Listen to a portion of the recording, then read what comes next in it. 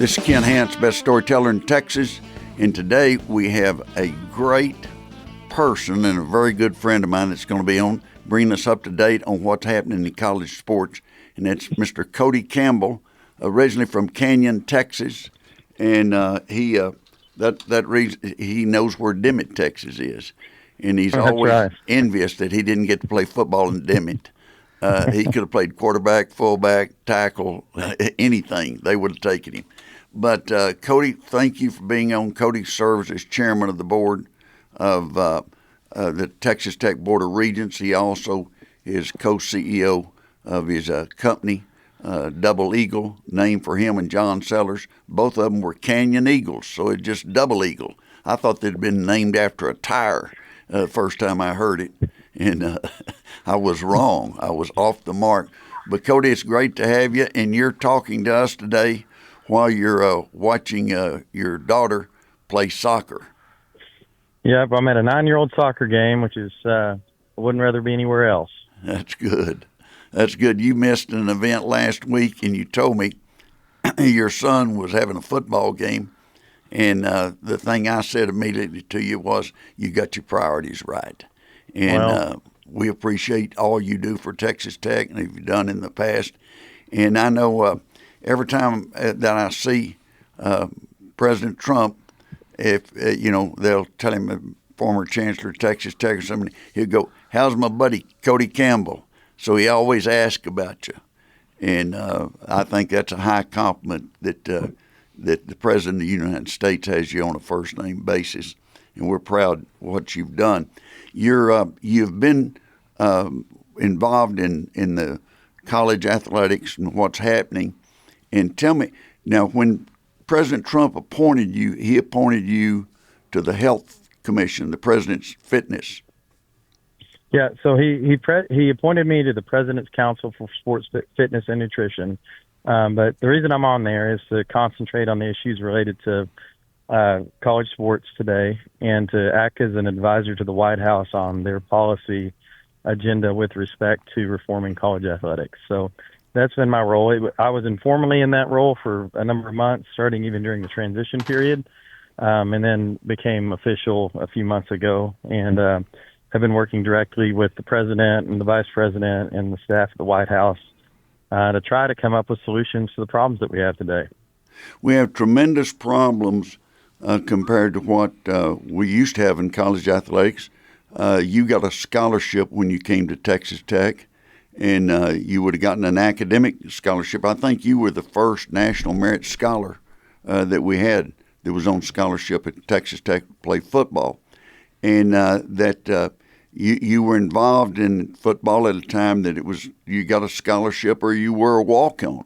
And now with NIL, it's just everything's changed. It's kind of the wild, wild west, and players are getting paid, and there's just a lot of change that's going on.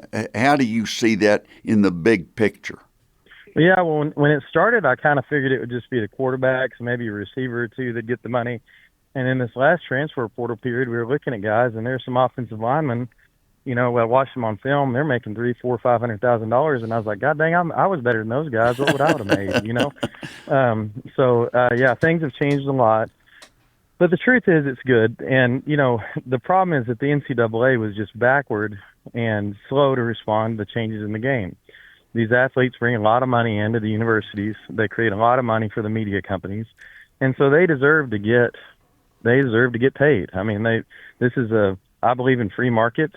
I believe that people should be compensated for the value that they bring, and so they should be paid. But the problem is that the way the current system is set up, it's sort of semi-professionalized. We've now professionalized the expense side of things, in that we're paying the athletes, but we have stayed in an amateur model when it comes to how we monetize our media value. And so there just isn't enough money to pay the players what they deserve and fund the Olympic sports and the women's sports.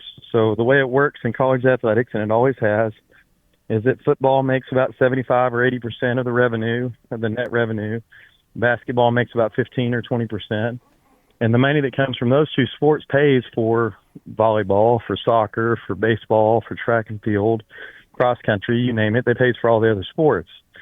And so when you take away that profitability from football and men's basketball by paying the athletes, and there's enough money left over to continue funding the Olympic sports and women's sports. And so what a lot of schools are making a choice to do is just cut those non-revenue sports. Well, cutting those non-revenue sports means that kids who previously got the opportunity of a scholarship and the opportunity to advance their lives and develop their character, they're no longer getting that opportunity. And so what you saw in the president's executive order several weeks ago was a mandate that the colleges do not cut the Olympic sports and the women's sports. Now, that's a tourniquet. It's temporary. Right. Because it's an unfunded mandate. They're just flat out in enough money.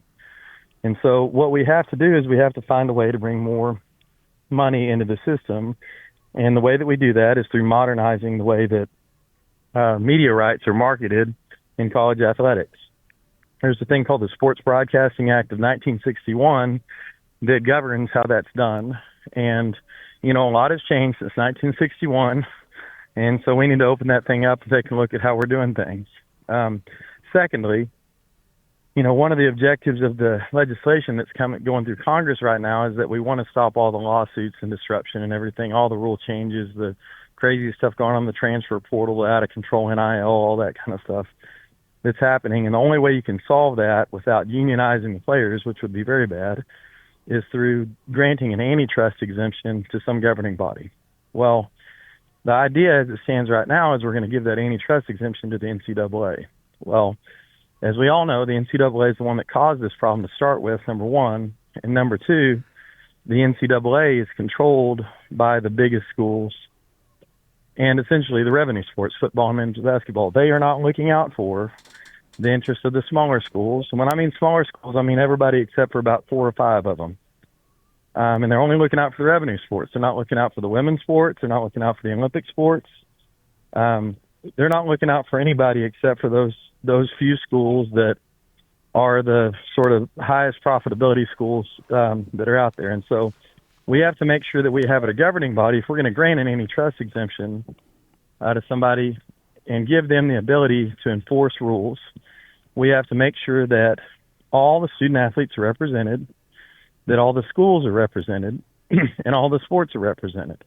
And so it's really pretty straightforward, and it's common sense, But as you know, Chancellor, from spending some time in Washington, common sense does not always prevail on the Hill. Right. And so what we've been trying to do through working with the White House and then through a 501c4 kind of a PAC that I've formed called Saving College Sports is we've been trying to just get people educated on the topic and understand what's going on so, they can, if they understand the problems, the solutions are fairly self-apparent. Right. And I think that your ads are good, and who all's running? Are you the only one on one of the ads, or do we have others that have joined you? We've had a lot of people join our group. I think currently we have 10 or 12 sitting chairmen of boards of different Power 4 schools that are part of the group. We have a number of, very prominent boosters and people involved. We have engaged with hundreds of presidents of universities across country, athletic directors. We have a tremendous amount of support. I've been the one that's kind of out front on it. A lot of people, don't necessarily want to be in the limelight because they're concerned, and maybe rightfully so, that, the NCAA is going to come down on them, or maybe their conference wouldn't like it. If you're an SEC member and you don't like what's going on, you don't necessarily want to go against your own conference. And we have a lot of SEC schools and Big Ten schools that don't like what's happening. So the truth is that there's a large, but not as vocal majority, I should say, who don't like the direction that things are going and don't like the solutions that are being proposed. And again, the truth is on our side. Logic is on our side. And, the commercial realities of college athletics are on our side. And so ultimately, I'm confident that we're going to prevail if we can get the word out and, educate people on the issues. What about the bill that'll be coming up in the House will probably be coming up in the next few weeks? And do you know the bill number, who's carrying it, and what people that are listening to this podcast can do to help you on this legislation? So the bill coming up is titled the SCORE Act, and it originated from Gus Belarakis' office. Gus represents the Tampa area, Tampa, Florida. And the bill is a good start. I mean, it gives the antitrust exemption. It establishes the employment status of student athletes, and does some other things. It's a good start. But again, it doesn't address, the fundamental issues, which are that all the schools are not represented. We're basically ignoring and putting the smaller schools on a path where they're not going to have athletics anymore. We're ignoring the Olympic sports. We're ignoring the women's sports. We're going to make it to where there are going to be fewer opportunities for women in athletics moving forward if we pass the bill as it currently stands. So there needs to be an amendment. There needs to be multiple amendments. And those amendments need to cause us to come together to discuss how we solve these problems, how we address the media rights issue, how we address the governance issue. Let's just have that conversation among the stakeholders who understand it, and let's all get together in good faith, with the idea that we're going to try to find a solution that's in the best interest of the whole. Somebody put it to me very well the other day. College sports are a public trust. College sports do not belong to any individual. College sports do not belong to any institution. They do not belong to any conference. They belong to the American public. And it is an institution that has benefited us tremendously. I mean, you look at CEOs of companies across the United States, more than 60% of CEOs have a college sports background. College sports are an incredible leadership development tool that has benefited our country tremendously. So again, this is something that belongs to all of us, and we all need to have a say in it. It shouldn't be run by a few greedy individuals who are just trying to advance their own agendas and line their own pockets. It should be something that whatever we set up should benefit everyone and make sure that everyone is sustained. Well, I agree with you 100%. And my dealings with the NCAA, it was just they were difficult at times, and they'd always say that they were out to protect the student. Lots of times the student got left behind. And all they've done for their whole history is just punish and police the student athletes. Yeah, they've never represented the student athletes, and the bureaucracy is just unbelievable. You guys saw the Michigan sign stealing case. I mean, that thing happened however many years ago, and it just now finally got resolved. And by the time it got resolved, all the coaches and everybody that was involved that broke the rules were already gone. Right. The problem is the NCAA has, in the last few years, had 90 separate committees and subcommittees that were responsible for rulemaking and enforcement. And so they'll say to you, oh, well, we've really reformed ourselves now. We only have 30 committees now that are responsible. And I'm like that. No organization can work with 30 separate committees. They're trying to come up with rules, and it just doesn't work.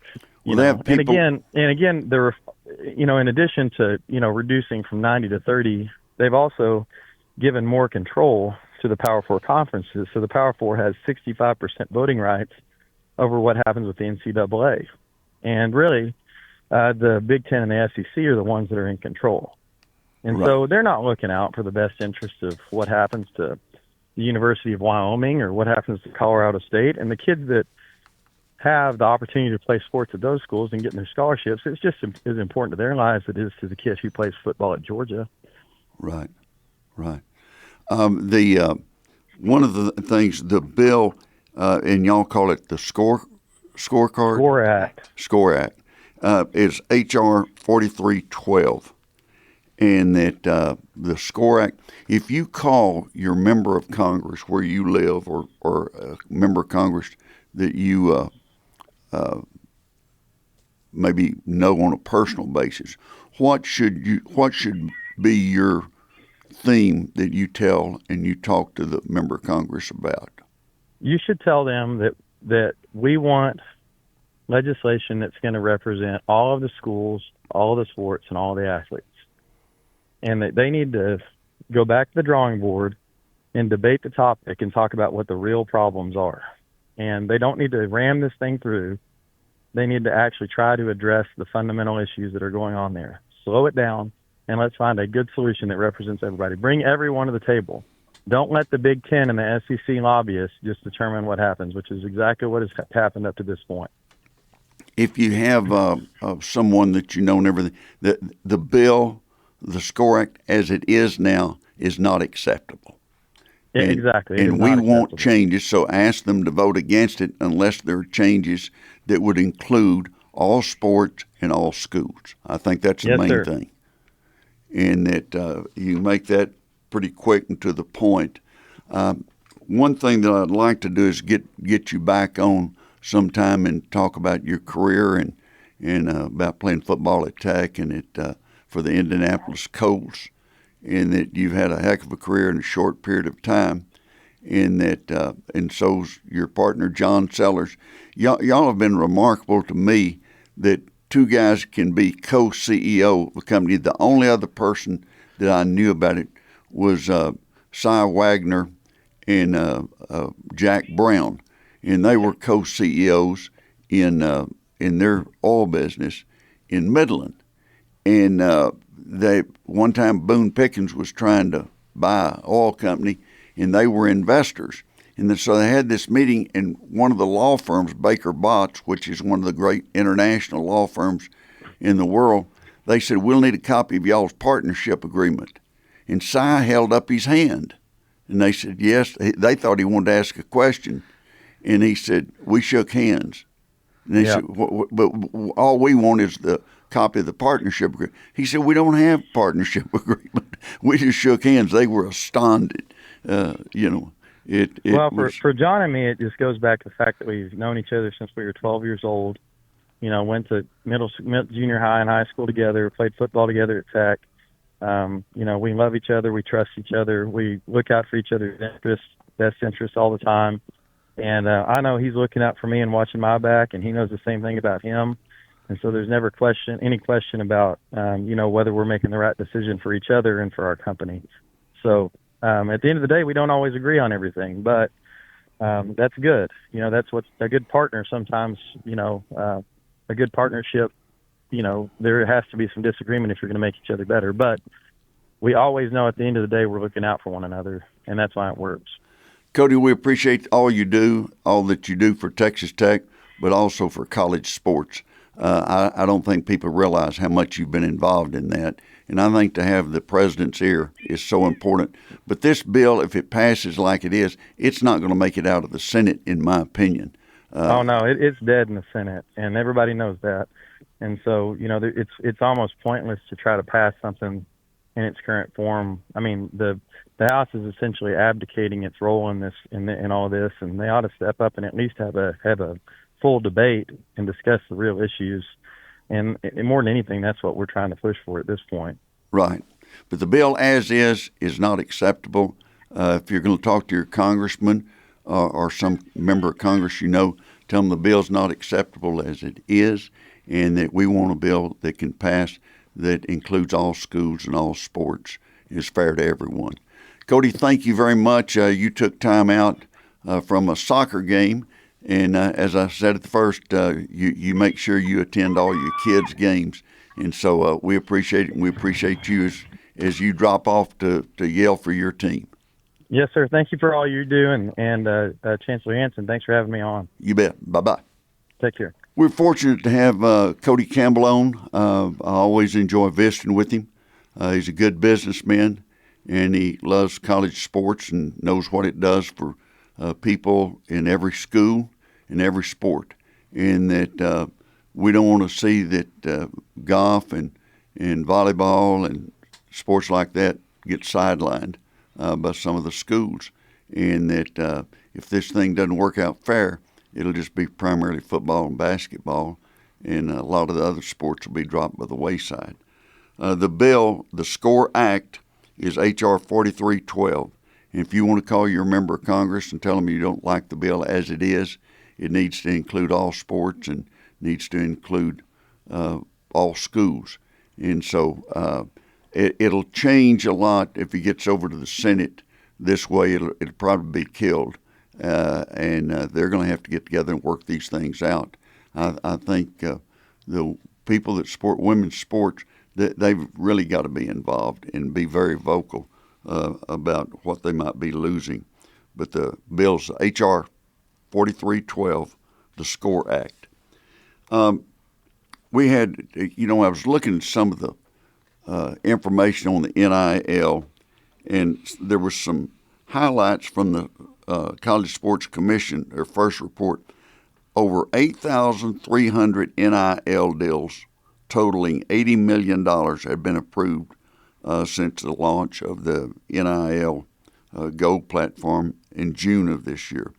It was created part of the original House settlement, allowing schools to pay athletes directly and enacting third-party NIL, that if you wanted to advertise for a restaurant or whatever, that is something to be settled separately.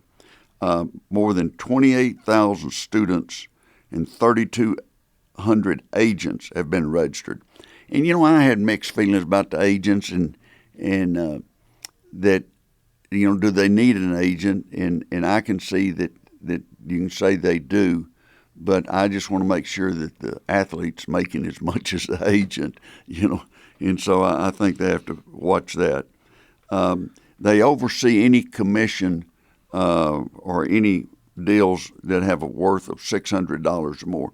If you're playing football and they're only going to pay you $500, you're not a top priority. I see there's some people getting pretty high prices. And the largest deal that's been filed so far is $1.8 million, but some have been above that since they're going to be doing direct advertising. So we'll see what happens, but this is going to be top of the list for a lot of people as far as college sports are concerned. Have a good week.